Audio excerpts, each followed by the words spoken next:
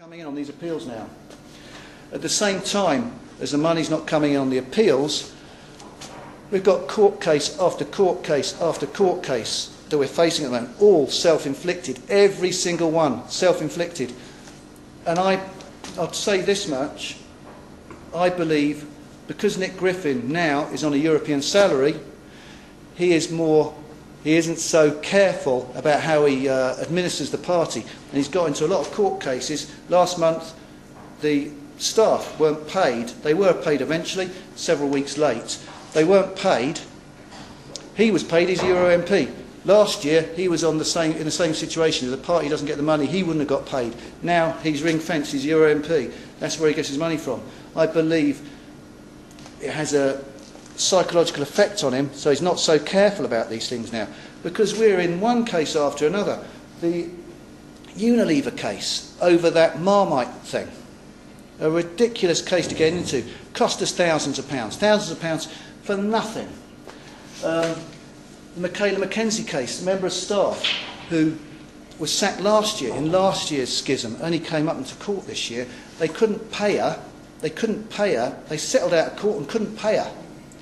She's actually petitioning now to make Nick Griffin bankrupt. If he's bankrupt and he can't pay, because he's the chief officer of the party, she can come to the party to clear out, if we've got any money in our bank accounts, which we haven't actually, she could clear anything out. She could put orders on all our bank accounts, so every time any money comes in, it goes to her first. Mark Collett, who was, the subject of these threats to kill a few months ago and was disgraced. Do you know he wasn't even sacked from his job? He's not been sacked or dismissed from his job, and they now owe him £20,000. He could wind this party up alone. Mark Collett could wind this party up, and if he had that inclination. They paint him as a bad boy, don't they? If he's a bad boy, they'd put him in a position to wipe our party out through negligence. Nick himself called him a traitor. There you are. The Equalities Commission case. I've done a long article on my blog about the Equalities Commission case. I could be here all night talking about the madness of the Equalities Commission case. It cost us about £300,000. We could have sorted our constitution out last October and really skipped through it with about 15 grand costs probably. It would have cost us a bit. But instead we fought it to the end. It probably cost us at least £300,000. And the sick thing about it is we're back in court with them. We're back in court with them again now because he's drafted the constitution in such a ridiculous way that there's ample things for them to keep going for us on. There's 92 pages of nonsense there that they can pick this chapter, that clause, that clause. The old constitution had about 15 pages. It was very tight. There was hardly anything you could say about it. We worked out a way of amending that last September that we could have just put through like that, and that would have been the end of it. But he's back in court. He keeps saying he can turn on a sixpence. Have you heard that expression? He keeps saying, he'll turn on a sixpence. He's not turning on a sixpence. He's turning on about £50,000, because that's what it'll be. That is we're back in court. Yeah, we're back in court. And he's opted. Nick, when he goes to court, it's other people's money. It's not his money. He's banking on the party bailing him out on this. And this money, when you say £50,000, that's 2 members of staff we could have who could be helping the party grow in the regions. That's the sort of thing. These cases, as I said, everyone is avoidable. It's all due to our corporate stupidity. What's the effect of it? The effect of it is things like this. You can see it here. Members' bulletin a short while ago, members' bulletin now. That's how it immediately affects us. It affects us. We can't send Voice of Freedoms out because they can't even afford the stamps. They can't even afford the stamps to send Voice of Freedom out.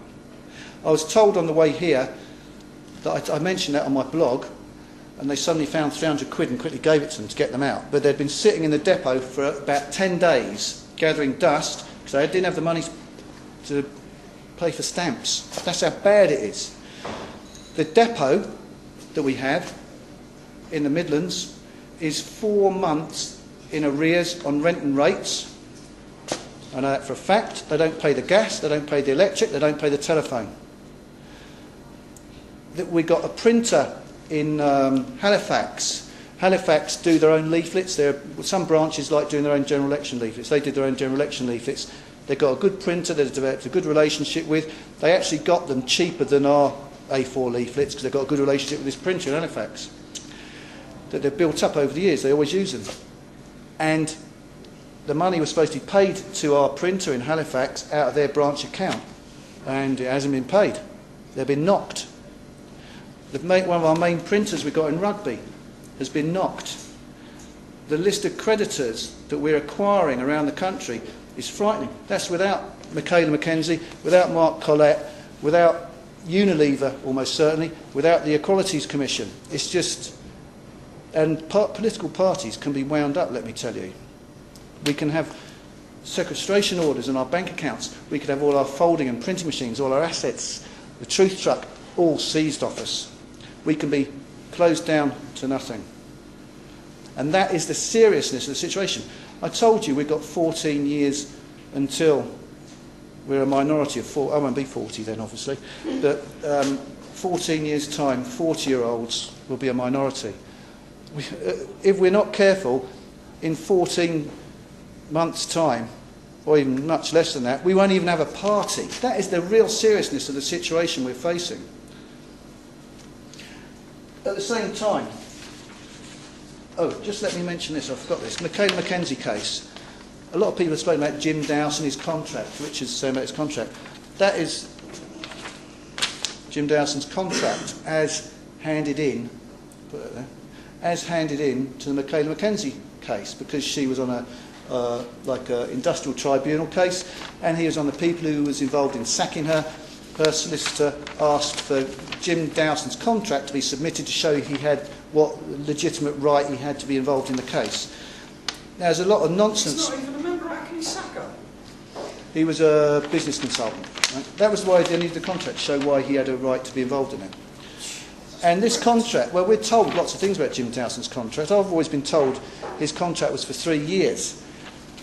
This one is dated, it's all scribbled on because it's from her solicitor. It's dated from the 1st of November. I happen to know he wasn't even visited properly until about the beginning of December. Right? It's dated to terminate on the 31st of December 2009. So according to this, he's not even on contract anymore. It's actually a fictitious document because, and I very much doubt he's even got a contract now, they just type this sort of thing up to hand into court 5 minutes before they turn up there. That's literally how they do things. This so-called contract of Jim Dowson's, which was handed in as a legal document to court, will be a work of fiction. So all this talk about what his contract is nonsense.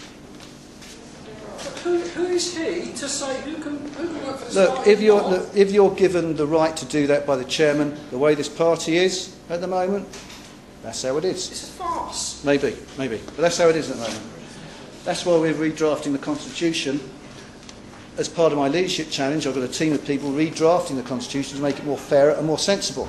Because what sort of party can operate like this? We're supposed to be, we sneer in our website at the inefficiencies of the government, this financial crunch that we're seeing. We've got a worse financial crunch than the government in this party now. And we have these articles on our website sneering at them when we're about to implode financially.